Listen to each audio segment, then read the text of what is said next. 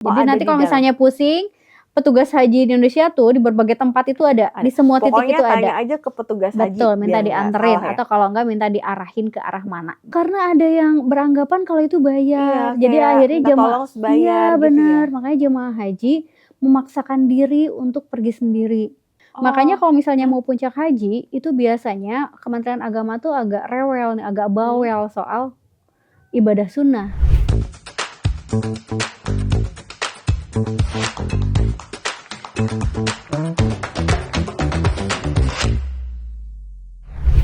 Ih, minta resepnya aja dari dokter.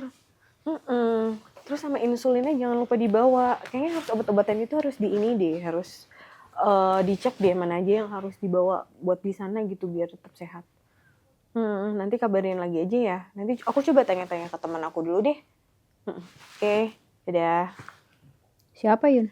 Ini, tante aku tuh mau haji kan, Mhm. tapi dia tuh ada diabetes, ada Udah penyakit. pakai insulin berarti udah lumayan Udah, ya? heeh, kan dia harus bawa. Tapi aku jadi worry gitu, gimana ya kalau misalnya berhaji tapi kondisi dia nggak fit gitu. Teh.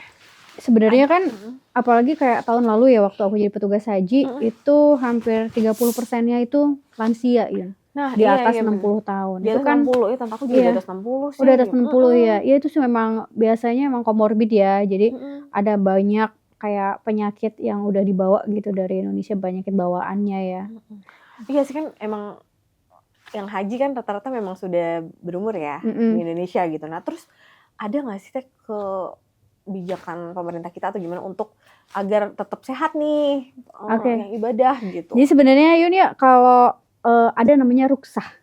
Ruksah. Ya rukshoh gitu ya. Jadi itu tuh kayak keringanan dalam beribadah haji terutama untuk yang dia udah lansia di atas 60 tahun, terus juga dia disabilitas dan juga dia memiliki penyakit bawaan yang resti itu yang comorbid gitu resiko ya? tinggi gitu. Sebenarnya kalau kemarin dari pengalaman aku petugas haji tahun lalu juga dari hasil bacaanku itu ada sekitar 8 ruksah biasanya yang bisa Oh, ada dilakukan 8 gitu. keringanan berarti. Ada 8 keringanan gitu. Jadi kayak misalnya yang pertama, kalau misalnya jemaah haji tidak mampu mengerjakan thawaf nih dengan berjalan sendiri, maka bisa dibantu dengan ditandu atau dibopong. Ditandu, siapa yang nandu? Siapa yang bopong emang ada di sana? Ada. Jadi kan kita juga bisa kayak sewa, apa namanya, kayak sewa kursi roda. Iya, aku kemarin kayak Pernah denger kan? pernah dengar di sana ada emang ada penyewaan ya? Bener, ada penyewaan di sana itu harganya sekitar, pokoknya kalau dirupiahkan itu sekitar 800.000 untuk paket kayak thawaf sama sa'i gitu. Jadi kalau ya itu bisa dilakukan kalau misalnya dia nggak bisa jalan segala macam gitu. Oh, atau emang kondisi tubuhnya lagi nggak sehat Betul, gitu kondisi ya? tubuhnya sedang tidak sehat segala macam, itu boleh digunakan. Jadi kamu tinggal datang ke Masjidil Haram, terus kamu tinggal sewa untuk yang resmi. Nah itu dia, kemarin tuh aku baca berita, katanya kalau nyewa itu harus resmi, kalau enggak katanya harganya bisa berkali-kali lipat. Benar. Jadi tahun Gimana lalu itu tuh? sampai ada yang berantem karena bukan berantem sih, maksudnya kayak debat gitulah ya. Debat karena ternyata kok harganya mahal sekali. Iya, Harganya bisa nyampe 2 juta kadang, bisa 1,5 juta gitu.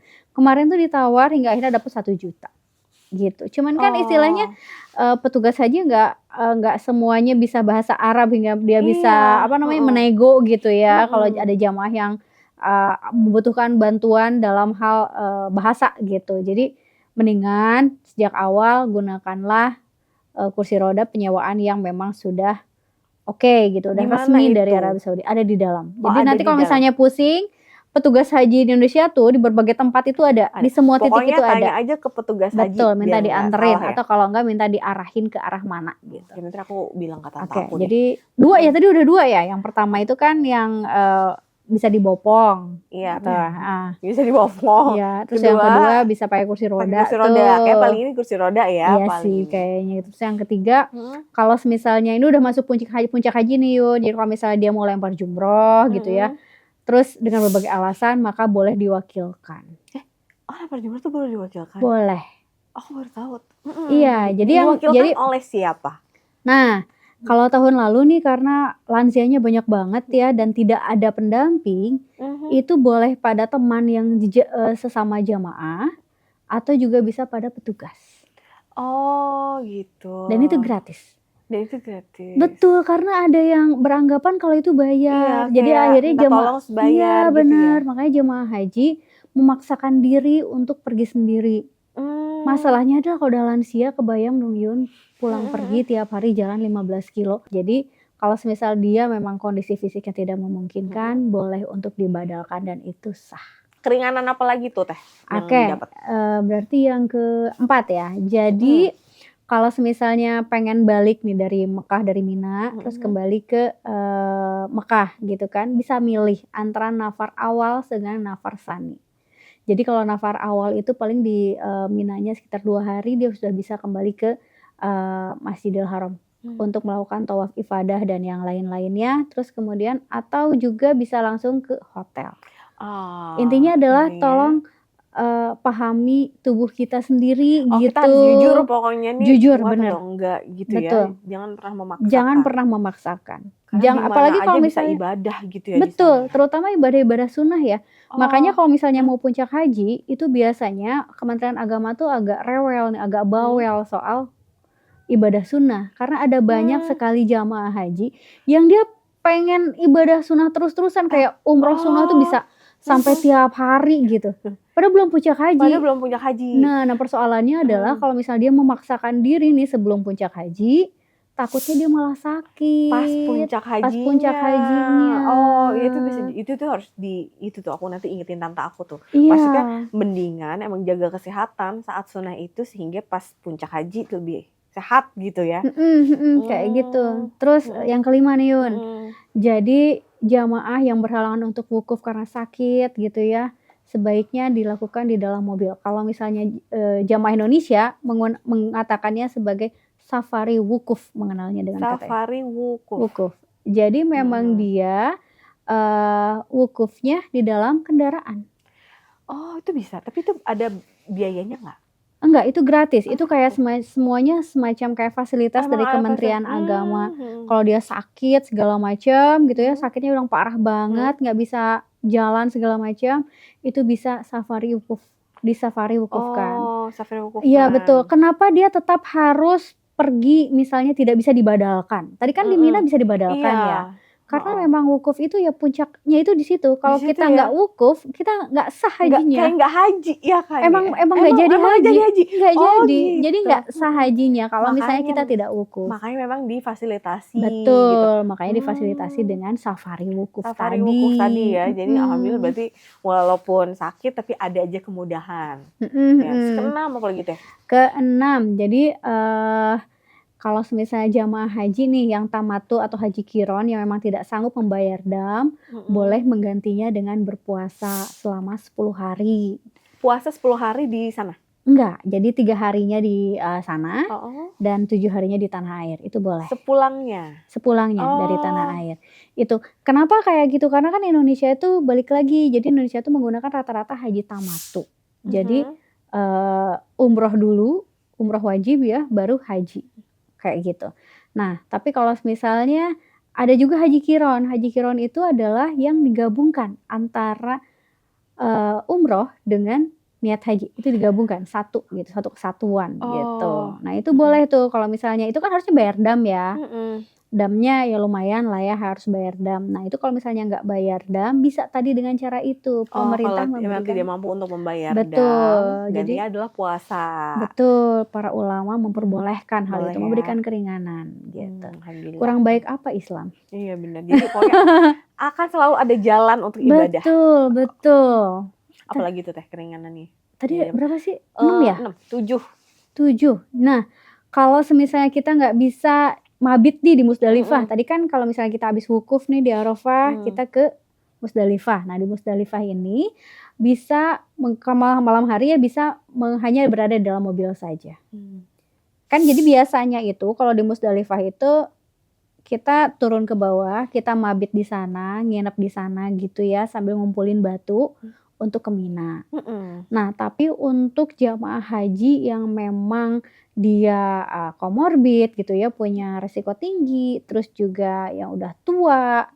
dan juga tadi disabilitas, Mm-mm. itu boleh hanya di dalam mobil saja. Oh boleh, nggak usah turun Boleh, ya berarti ya. betul. Itu mirip kayak kalau misalnya kita mau niat ihram di mikot. Mhm.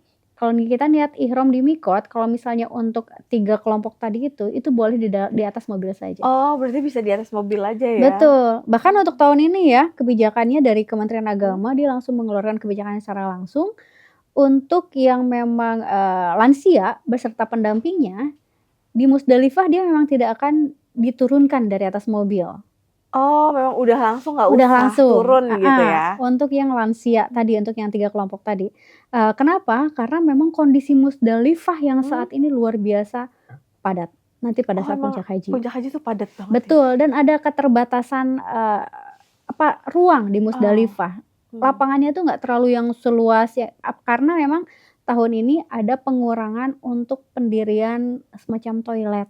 Jadi kan ada penyempitan lagi tuh. Ada penyempitan. Iya, ada. Nah sebenarnya hal yang keringanan ini bukan hanya dilakukan oleh jamaah haji Indonesia, kayak Turki juga sudah melakukan itu dari tahun-tahun sebelumnya, kayak Turki, sebagian negara Afrika. Rata-rata negara memang sudah ada. Sudah ada, Gitu karena ya. memang ada keterbatasan di Musdalifahnya sendiri gitu ya. Nah untuk tahun ini Kementerian Agama udah langsung tuh, dia langsung mengatakan bahwa oke, nanti kita untuk yang 3 kelompok tadi tidak perlu turun di Musdalifah. Tidak perlu turun. Oke. Berarti ada berapa keringanan sih? 8 ya Teh? Iya. Satu lagi apa? Nah ini mah pasti Yunda seneng nih.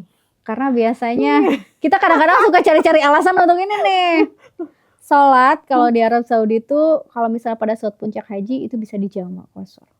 Oh. Ya kan, keringanan sekali ya. Keringanan sekali ya. Iya, jadi pada saat dia melaksanakan Qashar abis ibadah itu umroh, udah ibadah haji. digabung, dipotong nggak ya? Qashar aja. Iya jamak qashar. Kan boleh pilih itu ya antara jamak takdim, jamak takhir. Tapi biasanya kita itu paling cari yang paling lebih ringan lagi. Apa? Jamak qashar. Iya, jamak qashar tuh. Jadi intinya ya Yun ya, Islam itu sangat memudahkan. Kalau misalnya kita mengalami kesulitan apapun, semua pasti ada caranya. Kalau misalnya bingung nih, aduh saya gimana gitu ya. Jangan lupa seringlah bertanya pada pembimbing ibadahnya. Dia bilang sama tantenya Yun. Harus sering itu ya? Harus Iya, tanya-tanya sering gitu ya? tanya-tanya aja. Mau curhat juga sekalian boleh.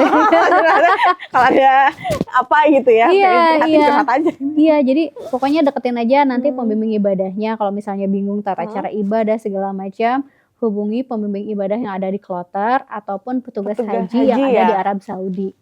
Mereka ada pembimbing ibadahnya gitu. Tiap tempat ada pembimbing ibadahnya. Jadi bisa bertanya leluasa dan balik lagi Yun.